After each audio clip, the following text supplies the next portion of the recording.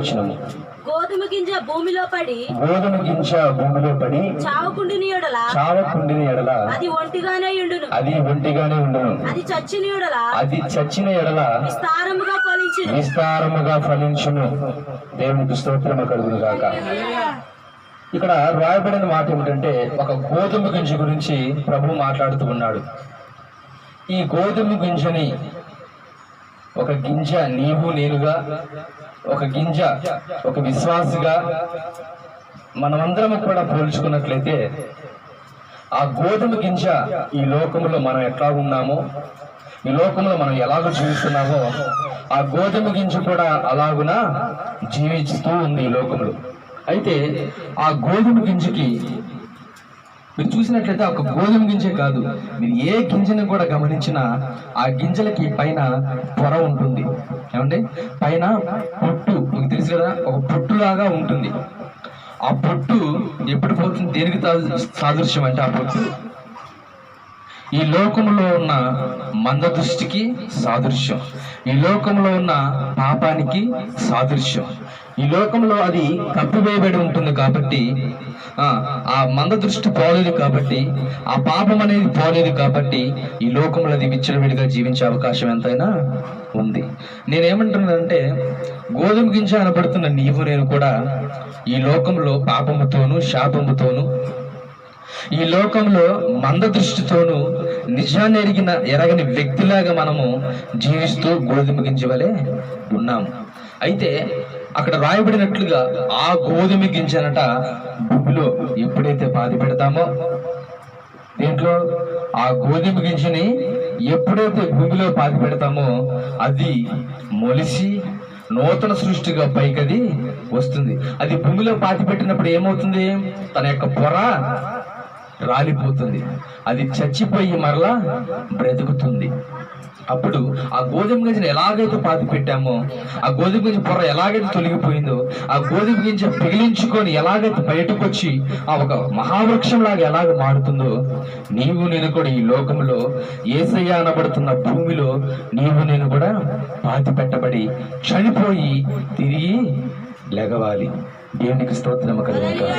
ఎప్పుడైతే మన పాపములు, ఎప్పుడైతే మన మంద దృష్టి, ఎప్పుడైతే మన శాపములు, ఎప్పుడైతే ఇవన్నీ కూడా యేసయ్య అనబడుతున్న భూమిలో మన గింజను మనం నాటుకోగలిగితే, అనగా మన జీవితాన్ని గనక పాతి పెట్టగలిగితే, ఆయన వాటన్నిటిని కూడా హతమార్చి, వాటన్నిటిని కూడా తీసివేసి ఒక నూతన సృష్టిగా ఆయనలో నుంచి నూతన జీవాన్ని మనకిచ్చి ఒక మహావృక్షం లాగా మనల్ని ఆయన నిలబెడుతూ ఉంటాడు. దేవునికి స్తోత్రము కలుగును గాక. నేను అంటున్న మాట ఏమిటంటే, ఈ ఆరాధన సమయంలో నీవు నేను చస్తే కానీ బ్రతకము. నీవు నేను చస్తే కానీ బ్రతకము. ఈ లోకంలో బ్రతికి ఉంటాము కానీ మనము చచ్చిన వారమే. అయితే ప్రభువులో గనక మనం చనిపోతే మనము బ్రతికిన వారము. ఆ గోధుమ గింజ ఎలాగైతే చనిపోయి బ్రతికిందో, మనము కూడా అలాగున చనిపోయి బ్రతకాలి. ఒక విషయం మీరు గమనించినట్లయితే, ఒకప్పుడు లోకంలో ఉన్నప్పుడు ఆ గింజని నువ్వు పాపము చేస్తున్నావు, నువ్వు శాపముతో కూడుకున్నావు, నీకు ఎంతో అవమానకరమైన జీవితం ఉంది అని ఎందరో దాన్ని అవమానించారు అండి, ఎందరో దాన్ని అవమానించారు. కానీ అది మహావృక్షమై మొలిచిన తర్వాత ఆ అవమానించిన వారే దాని కిందకి దాని యొక్క రెక్కల చాటుకు వచ్చి ఆశ్రయంగా వాళ్ళు ఉన్నారు. నేను అంటున్న మాట ఏమిటంటే, నీవు నేను కూడా ఈ లోకములో పాపంతో ఉన్నావని, ఈ లోకములో వెలువేయబడ్డావని, ఈ లోకములో శపించిన బడినవాడు అని ఎందరో నిన్ను నన్ను అవమానపరచవచ్చు. నీవు నేను మన జీవితాన్ని గనక యేసయ్య అనబడుతున్న భూమిలో నాటుకుంటే, ఎవరైతే హేళన చేశారో, ఎవరైతే అవమానంగా మాట్లాడారో, ఎవరైతే ద్వేషించి దూషించడానికి ప్రయత్నం చేశారో, ఒకానొక దినమున దేవుడు నిన్ను నన్ను వారికే ఆశీర్వాదకరంగా మనల్ని నిలబెట్టబోతున్నాడు. హల్లెలూయా, ఆమేన్. కొంతమంది భక్తులు చూపించి నేను ముగించాలని ఆశపడుతున్నాను. చూడండి, బైబిల్ గ్రంథం నుంచి కొంతమంది భక్తుల్ని. 2వ సమూయేలు పుస్తకము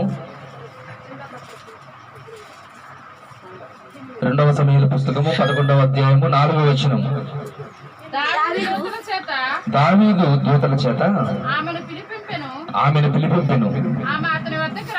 ఆమె అతని వద్దకు రాగా అతడు ఆమెతో సేవించెను. చాలు చాలు. ఇక్కడ రాయబడిన మాట ఏమిటంటే, దావీదు రాజుగా ఉన్నప్పుడు యుద్ధకాల సమయంలో ఇతడు యుద్ధం చేయడానికి పోవలసిన వ్యక్తి ఇతడు యుద్ధం మానేసి తన సైన్యాన్ని పంపాడు. కొన్ని సైన్యాన్ని పంపించినప్పుడు వారి కొరకు ప్రార్థన చేయాలి. అయ్యా, ఎలాగైనా సరే విజయాన్ని పొందుకొని రావాలి, నీ ప్రజలు విజయాన్ని చూడాలి మేమని ప్రార్థన చేయాల్సిన ఈ వ్యక్తి ఏం చేశాడంటే, ఆ ప్రార్థనా సమయంలో ప్రార్థన చేయకుండా ఒక మేడ గది మీద వెళుతూ ఒక స్త్రీ స్నానం చేస్తుండగా చూసి ఆమెను మోహించి పాపం చేయరని నిశ్చయించుకున్నాడు. అతడు రాజు కాబట్టి ఎంతో పలుకుబడి ఉంటుంది కాబట్టి గొర్రెల కాపరిగా ఉన్న నన్ను రాజుగా చేసిన దేవుని మర్చిపోయి అతడు పాపము చేశాడు. నేను అంటున్న మాట ఏమిటంటే, నిన్ను నన్ను దేవుడు రక్షించాడు కాదన్ను, కానీ ఏదో ఒక విషయంలో నీవు నేను పాపము చేస్తూనే ఉంటాము.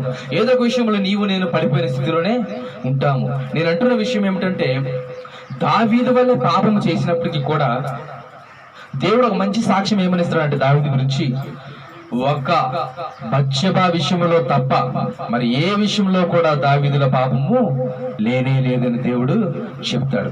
నేను అంటున్న మాట ఏమిటంటే, మనిషి అన్న తర్వాత ప్రతి వాడు కూడా పాపము చేస్తాడు కాదను.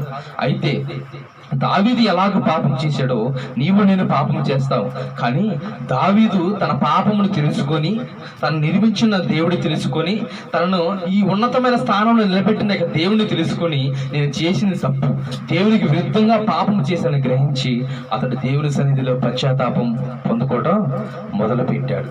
దేవునికి ప్రార్థన చేయడం మొదలు పెట్టాడు. చూడండి, ఆ మాటను కూడా నేను చూపిస్తాను. ఆ మాట ఎక్కడ ఉందంటే, కీర్తనల పుస్తకము 51వ అధ్యాయము 1-2 వచనంలో ఉంటుంది.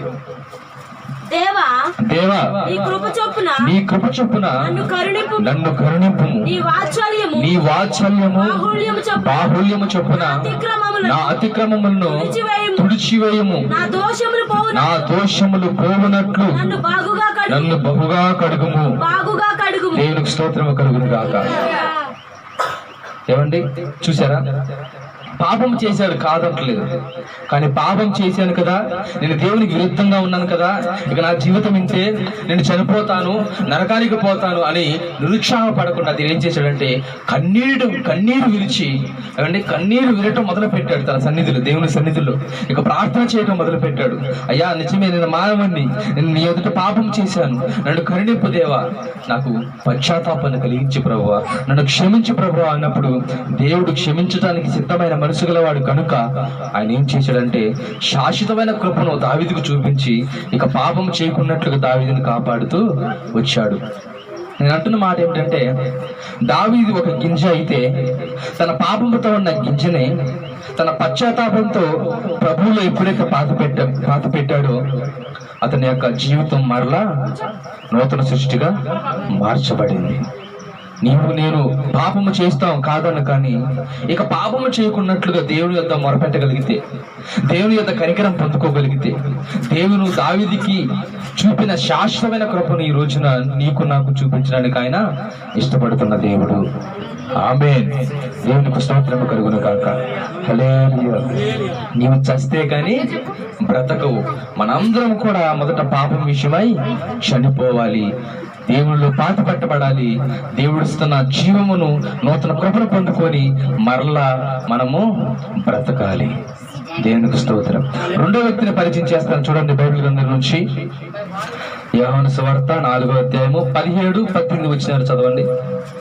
ఆ స్త్రీ నాకు పెనిమిటి లేడనగా యేసు ఆమెతో నాకు పెనిమిటి లేడని నీవు చెప్పిన మాట సరియే, నీకు 5 పెనిమిటిలుండిరి, ఇప్పుడు ఉన్నవాడు నీ పెనిమిటి కాడని యేసు ప్రభువారు సమరయ స్త్రీతో మాట్లాడుతున్న మాట అది. ఎవరితో మాట్లాడుతున్నాడట? సమరయ స్త్రీతో. ఆమె ఆరాధన చేస్తున్న వ్యక్తి, కానీ నిజమైన ఆరాధన అనేది ఆమెకి తెలియదు.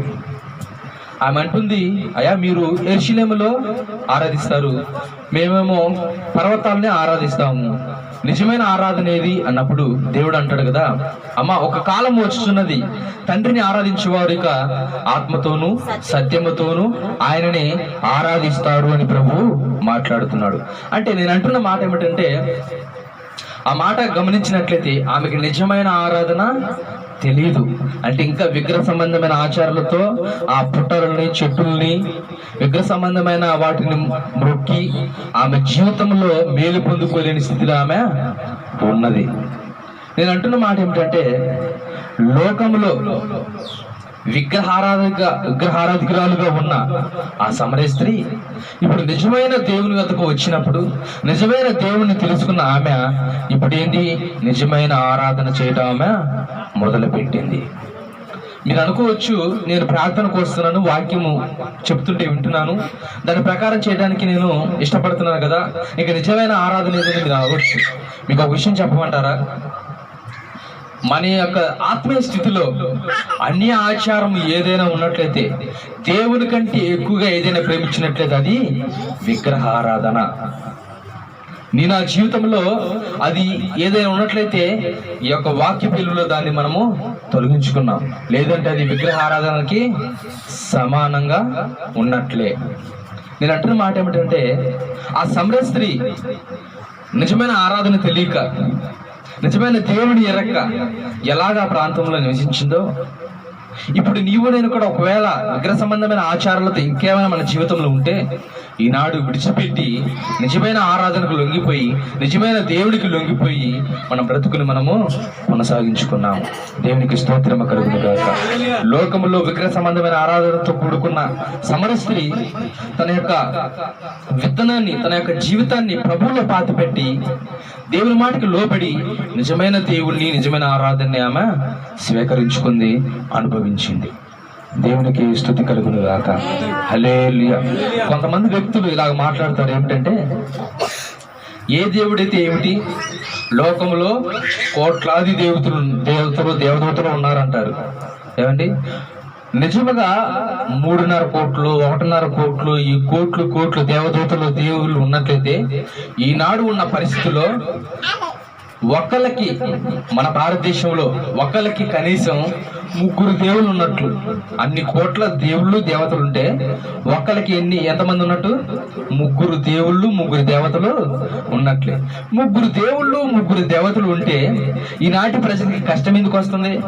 ఈనాటి ప్రజలకి శ్రమ ఎందుకు వస్తుంది? ఈనాటి ప్రజలకి రోగాలు ఎందుకు వస్తున్నాయి? చెప్పండి మీరే కదా. ఒక మనిషికి 3 దేవుళ్ళు దేవతలుంటే అసలు కష్టమే రాదు, అసలు నష్టమే రాదు, అసలు రోగమే రాకూడదు. దీన్ని బట్టి అర్థమవుతుంది ఏంటంటే, లోకంలో ఉన్న దేవుళ్ళు దేవతలు ఒట్టి విగ్రహాలే. ఈ లోకంలో ఉన్న వాటి అన్ని కూడా ఒట్టి విగ్రహాలే. వాటికి కళ్ళు ఉంటాయి, చెవులు ఉంటాయి, ఏమండి, నోరు ఉంటుంది, చేతులు ఉంటాయి, కాళ్ళు ఉంటాయి, అవి ఏవి కూడా పనిచేయవు. మేము ఇంతకుముందు జుజ్జూరు ప్రాంతం నుంచి వస్తున్నప్పుడు అక్కడ ఒక శిల్పకారుడు ఏం చేస్తున్నాడంటే శిల్పాన్ని చెప్తున్నాడు. అదేదో విగ్రహం లాగా ఉంది, అయిపోవచ్చింది అనమాట. దాన్ని చూసి నాకు ఆలోచన వచ్చింది, ఆ కీర్తన గుర్తొచ్చింది. ఏమిటంటే అది నిజమే, ఆ యొక్క శిల్పకారకుడు దానికి చెవులు చెక్కుతున్నాడు, దానికి ముక్కు ఎలాగుండాలో చెక్కుతున్నాడు, నోరు ఎలాగుండాలో చెక్కుతున్నాడు, కాళ్ళు చేతులు ఎలాగుండాలో చెక్కుతున్నాడు, జుట్టు ఎలాగుండాలో చెక్కుతున్నాడు. దానికి అలాగ రూపుదిద్దుతున్నాడు, కానీ దానికి జీవాన్ని ప్రాణాన్ని మాత్రం అతడు పోయలేడు. ఎందుకు?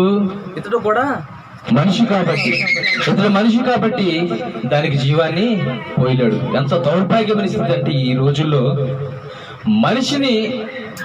మనిషిని సృష్టించిన దేవుని వదిలిపెట్టి మనిషి సృష్టించిన విగ్రహాలకి ఈ రోజున మొక్కుతూ జీవిస్తున్నారు. ఎంత దౌర్భాగ్యమైన స్థితి. ఆనాడు ఆ సమరయ స్త్రీ, అటువంటి పరిస్థితుల్లో నా సమరయ స్త్రీ తన యొక్క విగ్రహ సంబంధమైన ఆచారాలను వదిలిపెట్టి, విగ్రహ సంబంధమైన పూజను వదిలిపెట్టి, ఎప్పుడైతే నిజమైన దేవుడు ఆమెను ఆవరించాడో, ఎప్పుడైతే నిజమైన దేవుడు ఆమె ఎదుకు వచ్చాడో, ఆమె దాన్ని గమనించి ఏం చేసిందంటే, ఇక నిజమైన ఆరాధన ఆమె మొదలు పెడుతూ వచ్చింది. ఆమె జీవితంలో పాత జీవితాన్ని ప్రభువులో పాతి పెట్టి నూతనమైన జీవితాన్ని ఆమె ప్రారంభించింది. దేవునికి స్తోత్రం కలుగును గాక. హల్లెలూయా. నీవు చస్తే కానీ బ్రతకవు. మూడో వ్యక్తి తిమోతికి రాసిన మొదటి పత్రిక 1వ అధ్యాయము 12వ వచనం.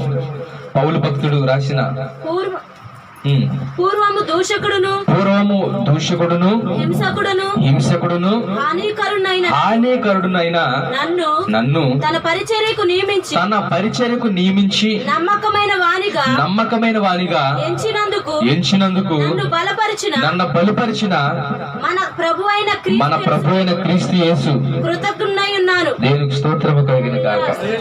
ఈ మాట ఎవరు రాశారంటే అపోస్తలుడైన పౌలు. మనకందరికి బాగా తెలిసిన వ్యక్తి, పరిచయమైన వ్యక్తి. ఈ వ్యక్తి మాట్లాడుతూ అంటున్నాడు, అక్కడ ఆ వచనము ప్రారంభంలోనే పూర్వము అని మాట్లాడుతూ ఉన్నాడు. ఏమని?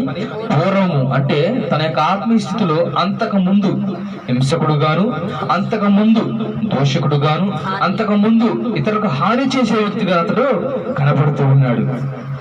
నేను అంటున్న మాట ఏమిటంటే, అతడు నిజమైన దేవుని తెలుసుకున్నప్పుడు, నిజమైన దేవుడు దర్శించక ముందు అతడు క్రైస్తవులను హింసించడము, క్రైస్తవులను దూషించడము, క్రైస్తవులను చంపేసే స్థితిలో కూడా అతడు ఉన్నాడు. అతడు సౌలుగా ఉన్నప్పుడు, ఏమండి, అతడు సౌలుగా ఉన్నప్పుడు దేవుని ప్రజలను హింసించడము, దేవుని ప్రజలను దూషించడము, వారిని అవమానపరచడము, హేళన చేయటము, ఇటువంటివి చేస్తూ అతడు ఉన్నప్పుడు నిజమైన దేవుడు ఎప్పుడైతే దర్శించాడో అతడు ఏమైపోయేటప్పుడు సౌలుగా ఉన్న అతడు పౌలుగా మార్చబడ్డాడు. దేవుడు దర్శించినప్పుడు తన బ్రతుకుని ప్రభువులో పాతి పెట్టాడు. ప్రభు సౌలు అనే పాత జీవితాన్ని కొట్టివేసి పౌలు అని నూతన జీవితాన్ని దేవుడు అతనికి అనుగ్రహించాడు. ఈ మాటను బట్టి నేనేం చెబుతున్నానంటే, నీవు నేను ఈ లోకంలో క్రైస్తవుడిగా జీవిస్తున్నప్పటికీ కూడా ఇతరులకి హాని చేసే వ్యక్తిగాను, ఇతరుల్ని ద్వేషించే వ్యక్తిగాను, ఇతరుల్ని అవమానపరిచే వ్యక్తిగాను మనం ఒకవేళ ఉంటే మన జీవితము సౌలు వంటి జీవితమే. ఒకవేళ ఉండి ప్రభువులో ఇప్పుడు ఒప్పుకొని ఆయనలో నా జీవితాన్ని, సౌలు అనబడుతున్న మన జీవితాన్ని ప్రభువులో పాతి పెట్టగలిగితే దేవుడు పౌలు అనబడుతున్న మారు మనసు గల జీవితాన్ని దేవుడు మనకి ఇస్తాడు. నేను అంటున్న మాట ఏమిటంటే, మూడవదిగా లోకంలో హింసకుడుగా, దోషకుడుగా, హానికరుడుగా ఉన్న సౌలు ఇప్పుడు అంటున్న మాట ఏమిటంటే, చూడండి బైబిల్ గ్రంథం నుంచి ఫిలిప్పీయులకు రాసిన పత్రిక 1వ అధ్యాయము 21వ వచనాన్ని ఒకరు చదవండి. ఫిలిప్పీయులకు రాసిన పత్రిక 1వ అధ్యాయము 21వ వచనం. నా మట్టుకైతే బ్రతుకుట క్రీస్తే, చావైతే నాకు లాభము. చూసారా, ఒకప్పుడు ఏ దేవుని నమ్ముకున్న ప్రజలనైతే ద్వేషించాడో, ఏ దేవుని నమ్ముకున్న ప్రజల్ని హింసించాడో, ఏ దేవుని నమ్ముకున్న ప్రజల్ని ద్వేషించాడో, హాని చేశాడో, ఇప్పుడు ఆ దేవుడు దర్శించినప్పుడు తన జీవితాన్ని ఆ దేవుళ్ళలో పాతి పెట్టుకొని ఇప్పుడు ఆ దేవుడు కొరకు అతడు నిలబడిన పౌలుగా మార్చబడ్డాడు. దేవునికి స్తోత్రం. నీవు నేను సౌలు అనబడుతున్న పాత జీవితాన్ని ప్రభువులో పాతి పెట్టి పౌలు అనబడుతున్న నూతన జీవితాన్ని ప్రభువులో మనము సంపాదించుకొని ప్రభు కొరకు నిలబడాలి. దేవునికి స్తోత్రం కలుగును కాక. ఆ గోధుమ గింజ చస్తే కానీ బ్రతకనట్టుగా మనము కూడా చస్తే కానీ మనము బ్రతకము. మనం అది భూమిలో చనిపోయి పాతి పెట్టబడి తిరిగి లేచినట్లుగా మనము కూడా దేవుడు అంటే యేసుక్రీస్తులో కూడా పాతి పెట్టబడి మనము చనిపోయి ఆయన జీవాన్ని పొందుకొని మరలా తిరిగి లెగవాలి. దేవునికి స్తోత్రము కలుగును కాక. ఎన్ని మాటలు చెప్పాను? 3 మాటలు. నీవు నేను చస్తే కానీ బ్రతుకము. మొదట ఎలా? ఈ లోకంలో పాపం చేసిన దావీదు ప్రభువులో పశ్చాత్తాపం పొందుకొని చనిపోయి దేవునిలో మరలా నూతన సృష్టిగా మార్చబడ్డాడు. రెండవదిగా నిజమైన ఆరాధన తెలియక విగ్రహ సంబంధమైన ఆచారంలో ఉన్న సమరయ స్త్రీ ప్రభు మాటకు లోబడి ప్రభువులో తన యొక్క జీవితాన్ని పాతిపెట్టి నిజమైన ఆరాధనకి, నిజమైన వాక్యానికి ఆమె మొగ్గు చూపింది. మూడవదిగా సౌలుగా ఉండి దోషకుడిగా, హింసకుడిగా, హానికరుడుగా, ఇతరులని బాధ పెట్టే వ్యక్తిగా ఉన్న సౌలు తన జీవితాన్ని ప్రభువులో బాధ పెట్టబడి పౌలుగా మార్చబడి ఇక నూతనమైన మారు మనసు కలిగి ప్రభు కొరకు అతడు నిలబడిన వ్యక్తిగా మనము చూస్తున్నాము. 4వ వ్యక్తిని పరిచయం చేసి నేను ముగిస్తాను. చూడండి, బైబిల్ గ్రంథం నుంచి 4వ వ్యక్తిని పరిచయం చేసి యెహోషువ గ్రంథము 2వ అధ్యాయము 1వ వచనము. నూను కుమారుడైన యెహోషువ వేగుల వారైన ఇద్దరు మనుషులను పిలిపించి మీరు పోయి ఆ దేశమును ముఖ్యముగా ఎరుకోను చూడని వారితో చెప్పెను. చిత్తీము నద్ద నుండి వారిని రహస్యముగా పంపెను. వారు వెళ్ళి రాహాబను ఒక వేశ్య ఇంట చేరి అక్కడ దిగిరి. చాలు. ఇక్కడ రాయబడిన మాట ఏమిటంటే ఆ వచనంలో చివరి భాగమున రాహాబను వేశ్య, ఆమె యొక్క పేరులోనే పరిశుద్ధాత్మ దేవుడు రాపించాడు. ఆమె రాహాబు అనబడుతున్న వేశ్య. ఆమె వృత్తి ఏమిటంటే వేశ్య జీవితం జీవించి వస్తున్న సంపాదనలో ఆమె గడుపుతూ ఉందన్నమాట. ఒక విషయం చెప్తాను నేను. ఆమె నివసిస్తున్న ఆ ప్రాంతంలో వేషిగా ఉంటుందని అందరూ తరిమేసి ఆమెని ఊరి వెలుపలికి త్రోలివేశారు. అయితే ఆమె యొక్క ఇల్లు ఊరు బయట ఉంది కాబట్టి పట్టణపు ప్రాకారము మీద ఆమె ఇల్లుని నిర్మించుకుంది. నేను అంటున్నాను ఏమిటంటే ఆమె ఉంటున్న ప్రాంతంలో ఆమె ఎక్కే వేషిగా ఉంటుందా? ఆమె ఒక్కతే వేషిగా ఉంటుందా? కాదు. అనేక మంది వేషులుగా ఉన్నారు. కాకపోతే జన సమూహంలో, జనాల దృష్టిలో ఏమి మాత్రమే పట్టుబడిన వ్యక్తిగా కనబడుతుంది. నేను ఆ జీవితంలో వేశ్యకు సంబంధించిన జీవితము మనం నివసిస్తున్న ప్రాంతంలో నీకు నాకు ఒకవేళ ఉన్నదా? నిన్ను నన్ను ఈ ప్రాంతంలో ఉన్న ప్రజలు చూడకపోవచ్చు, మన కుటుంబ సభ్యులు చూడకపోవచ్చు, కానీ దేవాది దేవుడు మనలందరినీ కూడా చూస్తున్నాడు. హల్లెలూయా. మనలందరూ కూడా చూస్తున్న దేవుడు ఆయన. ఒకనొక దినమున వేగుల వారు అనగా సేవకులు, వాక్య పరిచయం చేసే వ్యక్తులు, యుద్ధాన్ని చేసే వ్యక్తులు ఆమె ఇంట చేరినప్పుడు ఆమె యొక్క జీవితాన్ని ఎలా మార్చుకుంది తెలుసా? ఒక్కసారి ఆమె యొక్క జీవితాన్ని, వేశ్యగా ఉన్న జీవితాన్ని ప్రభువులో ఆమె పాతి పెట్టుకుంది. ఎలాగో చూడండి, అదే యెహోషువ గ్రంథము 2వ అధ్యాయము 9 నుంచి 11 వచనాలు చదవండి. ఆమె వారున్న మిద్దె మీదకి ఎక్కి వారితో ఇట్లానెను, యెహోవా ఈ దేశమును మీకు ఇచ్చుచున్నాడని, మీ వలన మాకు భయము పుట్టినని, మీ భయము వలన ఈ దేశ నివాసులందరికీ ధైర్యము చెడును నేను ఎరుగుదును. మీరు ఐగుప్తు దేశంలో నుండి వచ్చినప్పుడు యెహోవా ఎర్ర సముద్రం నీరుగా ఎలాగో ఆర్పివేసినో, యొర్దాను తీరమునున్న అమోరీయుల ఇద్దరు రాజులైన సీహోనుకును ఓగుకును మీరేమి చేసిరో అనగా మీరు వారిని ఎలాగ నిర్మూలన చేసిరో ఆ సంగతి మేము వింటిమి. మేము వినినప్పుడు మా గుండెలు కరిగిపోయాను. దేవునికి స్తోత్రము కలుగును గాక. ఆమె దేవుని యొక్క భయమును, దేవుని యొక్క వాక్యాన్ని తెలుసుకుంది. ఆ వేగుల వారు ఎప్పుడైతే తమ ఇంటికి వచ్చారో, ఆ వాక్యాన్ని ఎప్పుడైతే ఆమె విందో, నిజమైన దేవుడి గురించి ఎప్పుడైతే తెలుసుకుందో, ఆమె గుండెల్లో ఇక భయము మొదలైంది. నేను వేశ్యగా జీవిస్తున్నాను అనుకున్నాను, నాకు సంపాదన బాగా వస్తుంది అనుకున్నాను, ఈ లోకంలో నన్ను ఎవరు చూడలేదు అనుకున్నాను, బహుశా నా ప్రాంత ప్రజలు చూసి నన్ను వెలివేశారు అనుకున్నాను. కానీ నిజమైన దేవుడు అక్కడ ఉన్నాడు. ఆయన ఇప్పుడు నన్ను చూశాడు, ఆయన సేవకుల్ని పంపించాడు. ఇప్పుడు నేను మనసు మార్చుకోవాలి. హల్లెలూయా. ఆ మాట ఎప్పుడైతే ఉందో ఆమె గుండెల్లో భయం పుట్టి ఆ మాటకు విధేయత చూపి ఆమె మార్పు నొందింది. ఆమె మార్పు నొంది రక్షింపబడటమే కాదు, ఒక ఎర్రటి దారమును కట్టి, అది ఎర్రటి దారము యేసే రక్తానికి సూచిస్తుంది. దాని చేత ఆమె కుటుంబాన్ని కూడా ఆమె రక్షించుకున్న వ్యక్తిగా మనకి కనబడుతూ ఉంది. నేను అంటున్న మాట ఏమంటే, నాలుగోదిగా ఈ లోకంలో వేషిగా ఉన్న రాహాబు దేవుని యొక్క భయం కలిగి దేవుని యొక్క వాక్యానికి విధేయత చూపి తనను తన ఇంటి వారిని ఆమె రక్షించుకుంది. తన యొక్క వేశ్య జీవితాన్ని ప్రభువులో పాతిపెట్టి నూతనమైన జీవితాన్ని ఆమె కలిగి జీవించింది. దేవునికి స్తోత్రము కలుగును గాక. దేవునికి భయపడిన వ్యక్తి ఆమె, దేవుని వాక్యానికి విధేయత చూపిన వ్యక్తి ఆమె. ఈనాడు నీవు నేను కూడా దేవునికి మందిరానికి వస్తున్నామని అనుకుంటూ పాపపు జీవితంలో, వేష సంబంధమైన జీవితంలో ఏమైనా మన జీవితంలో ఉన్నట్లయితే ఒక్కసారి ఈ వాక్యాన్ని బట్టి దేవుని యొక్క భూమిలో నీ నా విత్తనాన్ని, నీ నా జీవితాన్ని పాతి పెట్టగలిగితే ఆ యొక్క గోధుమ గింజ ఎలాగూ పొరలు విడిచి ఎలాగూ పగిలిపోయి చీల్చుకొని వచ్చిందో నూతనమైన జీవితాన్ని ప్రభువుల నుంచి మనము కూడా చీల్చుకొని బయటికి వస్తాము. దేవునికి స్తోత్రము కలుగును గాక. హల్లెలూయా.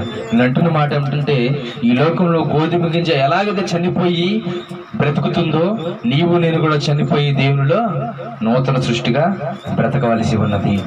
దావీదు పాపము చేసి తను దేవునిలో తన యొక్క జీవితాన్ని పాతి పెట్టుకొని పశ్చాత్తాపం పొందుకున్నాడు, దేవుని యొక్క కనికరాన్ని పొందుకున్నాడు. రెండో వ్యక్తి ఎవరు? సమరయ స్త్రీ. ఆమె కూడా నిజమైన ఆరాధన తెలియక, నిజమైన దేవుని ఎరక్క ఆమె కూడా ఆ యొక్క ప్రాంతాల్లో నివసిస్తున్నప్పుడు నిజమైన దేవుణ్ణి, నిజమైన ఆరాధనని ఆమె కనుగొని ఆమె జీవితాన్ని ప్రభువులో నాటుకొని ఆ ప్రభువులో పాతి పెట్టి నిజమైన ఆరాధనకు ఆమె లోనైపోయింది. మూడో వ్యక్తి ఎవరు? సౌలుగా తన యొక్క పాత జీవితాన్ని మొదలుపెట్టి హింసకుడుగా, దోషికుడుగా, హానికరుడుగా ఉన్నప్పుడు దేవుడు ఎప్పుడైతే దర్శించాడో తన యొక్క సౌలు అనబడుతున్న పాత జీవితాన్ని దేవుళ్ళలో పాతి పెట్టి ఇక పౌలుగా మార్చబడి దేవుని కొరకు అతడు నిలబడిన వ్యక్తిగా కనబడుతూ ఉన్నాడు. నాలుగో వ్యక్తి ఎవరు? రాహాబు అనే వేశ్య. ఆమె వేశ్యగా జీవిస్తూ ఉంది. ఆమె యొక్క పాపపు జీవితాన్ని, వేశ్య జీవితాన్ని ప్రభువులో పాతి పెట్టి ప్రభువుకు భయపడి తన జీవితాన్ని మార్చుకొని ఇప్పుడు ఏమైపోయింది? ఇక దేవుని భయం కలిగి తనని తన కుటుంబాన్ని రక్షించుకున్న వ్యక్తిగా మనకి కనబడుతూ ఉంది. అమ్మా, నేను చెప్తున్న మాట ఏమిటంటే,